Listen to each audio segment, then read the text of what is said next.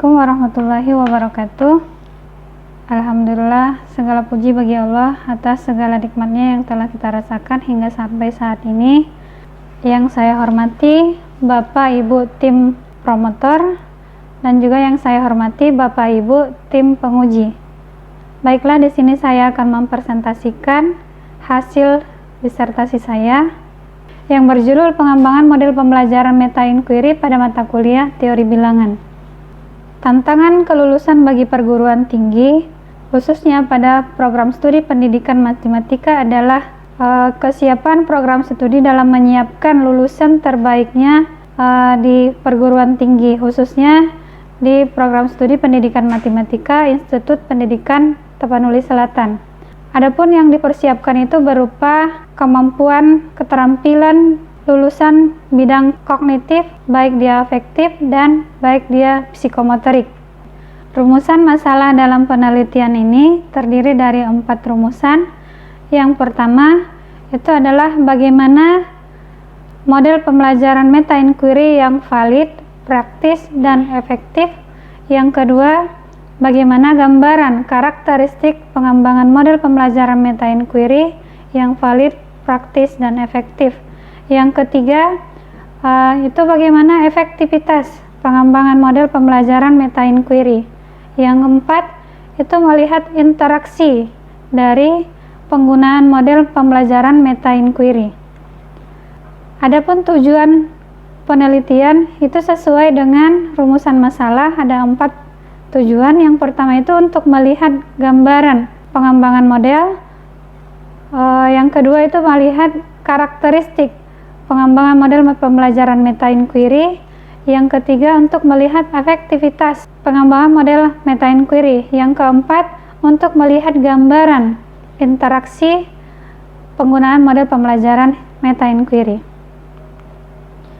Kerangka berpikir dalam penelitian ini, banyaknya masalah yang ditemui dari teori bilangan sehingga mengakibatkan rendah nilai mahasiswa.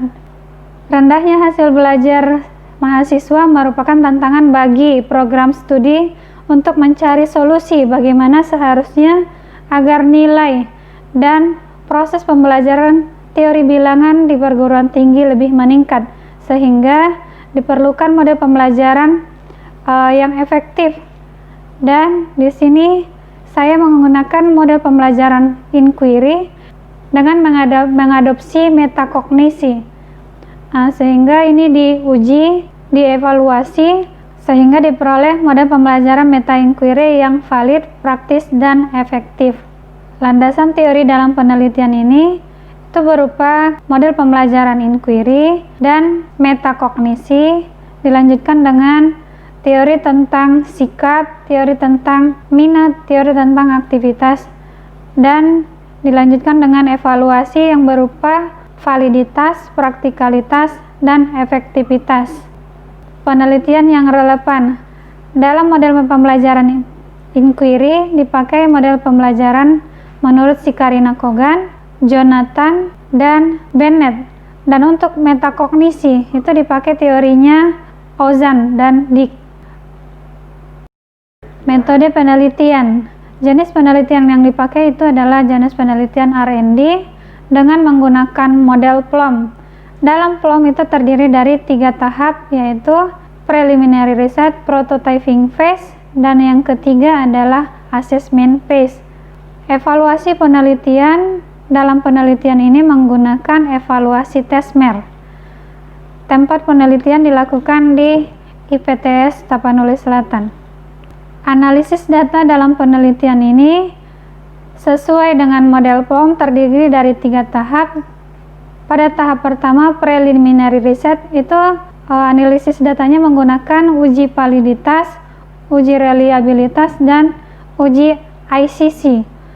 Pada tahap kedua itu prototyping phase, di mana analisis data yang digunakan adalah uji validitas, reliabilitas, dan nilai ICC daripada prototyping phase, ditambah dengan praktikalitas secara one-to-one small group. Yang ketiga itu adalah asesmen, di mana asesmennya sama menggunakan uji validitas, reliabilitas, dan dilihat nilai ACC daripada asesmen tersebut dengan ditambah mencari nilai efektivitas produk. Hipotesis dalam penelitian ini terdiri daripada 4 hipotesis. Yang pertama itu untuk melihat bagaimana kemampuan matematika siswa pada pretest dan posttest. Yang kedua, melihat peningkatan baik dia minat, sikap, aktivitas mahasiswa dengan menggunakan model pembelajaran meta inquiry pada kelas pretest dan kelas posttest. Yang ketiga, itu untuk melihat interaksi kemampuan matematis pada kelas pretest dan kelas posttest. Yang keempat, itu untuk melihat interaksi antara pembelajaran meta inquiry dengan aktivitas, minat, dan sikap belajar matematika mahasiswa dalam mata kuliah teori bilangan. Hasil preliminary riset. Dalam hasil preliminary riset itu diperoleh, dosen di sana belum pernah mendengarkan model pembelajaran meta inquiry. Dosen sudah menggunakan dan sudah mengarahkan model pembelajaran seperti yang sekarang ini, namun berujung kepada kelompok belajar biasa. Selanjutnya, perangkat pembelajaran belum maksimal ada di perguruan tinggi. Metode ceramah masih mendominasi dalam penyampaian mata kuliah teori bilangan. Seperti itu memberikan catatan, uraian, contoh, dan hanya 1 kali contoh. Setelah itu evaluasi dalam bidang metakognisi ataupun proses mahasiswa dalam belajar teori bilangan itu tidak dievaluasi. Hasil wawancara dengan mahasiswa kesulitan dalam mengerjakan soal-soal dan pembuktian teori bilangan. Yang kedua, perangkat pembelajaran untuk teori bilangan hanya berupa silabus. Perangkat pembelajaran belum maksimal diterapkan oleh dosen. Lembar kegiatan mahasiswa atau lembar kerja kegiatan mahasiswa belum ada. Mahasiswa berharap agar lembar kerja mahasiswa ada dalam membimbing belajar teori bilangan. Hasil analisis kurikulum, susunan materi masih berupa teori-teori yang sulit dipahami oleh mahasiswa. Setiap pembuktian teori hanya ada 1 kali pembuktian. Hasil analisis konsep pada teori bilangan terdiri daripada hasil 4 analisis. Yang pertama itu adalah induksi matematika, yang kedua teorema binomial, yang ketiga sistem ulangan, yang keempat itu keterbagian. Untuk hasil analisis karakteristik mahasiswa. Karakteristik mahasiswa dikaji dalam 2 bagian. Yang pertama adalah bagaimana kemampuan matematis mahasiswa. Terus yang kedua, respon mahasiswa terhadap pembelajaran matematika mata kuliah teori bilangan. Hasil prototyping phase, di mana dalam hasil prototyping phase ini terdiri dari 2 tahap, yaitu hasil analisis one-to-one dan hasil analisis small group. Sebelum hasil one-to-one dan small group, dikaji tentang literatur daripada model pembelajaran meta inquiry, di mana model pembelajaran meta inquiry diadopsi dari model pembelajaran inquiry dan model pembelajaran metakognisi. Model pembelajaran inquiry yang dipakai dalam penelitian ini adalah model pembelajaran inquiry-nya Lars Domino, di mana pendapat Lars Domino lebih maksimal dalam mengupayakan proses pembelajaran dan aktivitas mahasiswa dalam proses pembelajaran teori bilangan. Seterusnya dalam metakognisi itu dipakai teorinya Lisa Casson dan Livingstone. Adopsi dari model pembelajaran inquiry dan metakognisi, lahirlah model pembelajaran meta inquiry. Komponen model pembelajaran meta inquiry itu terdiri daripada 5 komponen. Yang pertama itu adalah sintak. Sintak pada model pembelajaran meta inquiry terdiri daripada 7 langkah. Yang pertama itu adalah orientasi masalah, merumuskan masalah, mengajukan hipotesis, mengumpulkan informasi, menguji hipotesis, mengevaluasi kemajuan, dan yang terakhir menyimpulkan. Yang kedua, prinsip reaksi.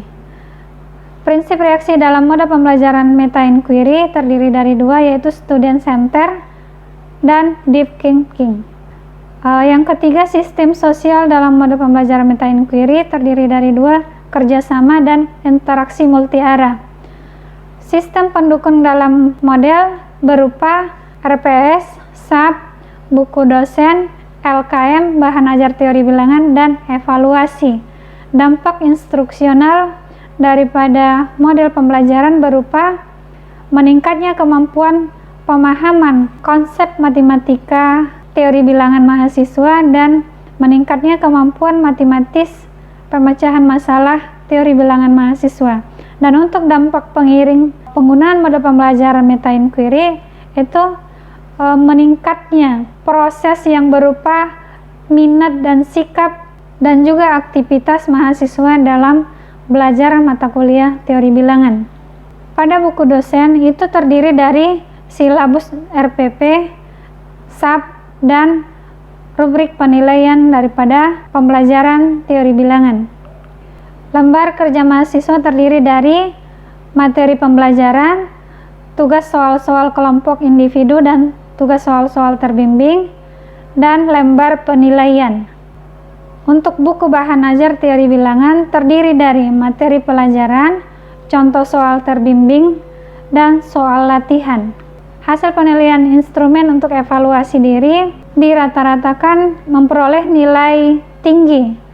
Dan untuk hasil expert atau ahli pada instrumen diperoleh dengan kategori rata-rata tinggi. Hasil pengembangan prototyping phase, di mana pada prototyping ini dimulai daripada FGD, di mana FGD ini memberikan masukan untuk kebaikan daripada produk yang akan dipakai dalam praktikalitas. Hasil daripada prototyping phase itu dinilai secara dievaluasi, di mana pada tahap one-to-one diperoleh nilai KAFA itu sebesar 0,77 dengan kategori tinggi, dan pada hasil ujian small group itu diperoleh nilai KAFA 0,9, di mana 0,9 ini dikategorikan nilai sangat tinggi. Dan untuk nilai field test atau uji lapangan diperoleh nilai KAFA sebesar 0,85 dengan kategori sangat tinggi. Untuk hasil asesmen phase, di mana pada tahap ini adalah uji efektivitas. Uji efektivitas yang pertama sesuai dengan hipotesis, itu untuk melihat hasil bagaimana gambaran hasil pemahaman konsep pretest dan posttest. Setelah diuji diperoleh nilai signifikan sebesar 0,00 dengan kesimpulan bahwa nilai pada kelas posttest itu lebih tinggi atau signifikan dengan menggunakan model pembelajaran meta inquiry. Yang kedua, untuk melihat gambaran hipotesis dari kemampuan pemecahan masalah. Dengan hasil signifikan sebesar 0,00 dapat disimpulkan bahwa kemampuan pemecahan masalah pada kelas posttest lebih tinggi daripada kelas pretest. Artinya, kemampuan pemecahan masalah dengan menggunakan model pembelajaran meta inquiry sangat signifikan. Untuk hasil interaksi penggunaan model pembelajaran meta inquiry, diperoleh bahwa kelas posttest itu lebih tinggi signifikan dengan menggunakan model pembelajaran meta inquiry. Dari dampak pengiring diperoleh hasil uji T-test yang berupa nilai sikap, uji minat, dan uji aktivitas pada penggunaan model pembelajaran meta inquiry. Yang pertama, untuk aktivitas belajar teori bilangan diperoleh nilai sebesar 0,00, artinya aktivitas penggunaan model pembelajaran inquiry lebih efektif digunakan dalam pembelajaran.